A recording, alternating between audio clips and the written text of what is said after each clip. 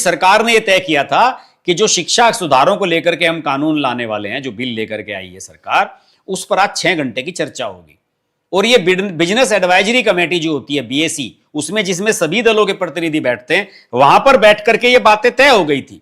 लेकिन जैसे ही जो बातें वहां तय होती हैं, पार्लियामेंट के भीतर आते ही जब कैमरे ऑन होते हैं लोकसभा टीवी, राज्यसभा टीवी के, इनका हंगामा शुरू हो जाता है।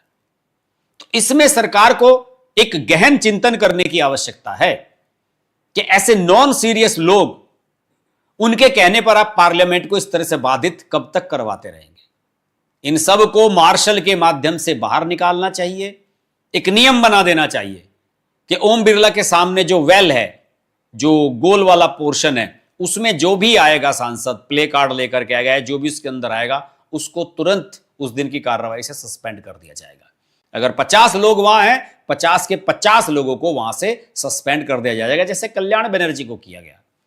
कल्याण बनर्जी ने टीएमसी के जो सांसद टूटकर आए हैं इधर एनडीए की तरफ, उन सबको गाली गलौच दी थी, महिलाओं को भद्दी भद्दी बातें कही थी।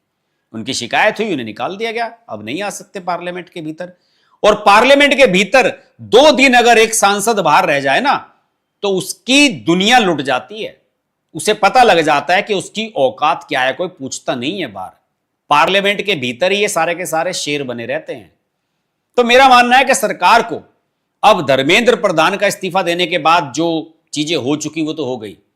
अब उसको डैमेज को कंट्रोल नहीं किया जा सकता, अब उसकी कोई खाना पूर्ति हो नहीं सकती। लेकिन जिस इरादे के लिए कि सरकार को बहुत महत्वपूर्ण बिल इस सेशन में पास कराने हैं, जिस इरादे के लिए सरकार ने धर्मेंद्र प्रधान का इस्तीफा कराया था, उस काम को अपने पूरा करके मानना चाहिए। और सारे बिल, चाहे वो परिसीमन को लेकर हो, महिला आरक्षण हो, कोई सा भी बिल हो, 1 नेशन 1 इलेक्शन हो, सारे ताबड़तोड़ पास कराए जाने चाहिए।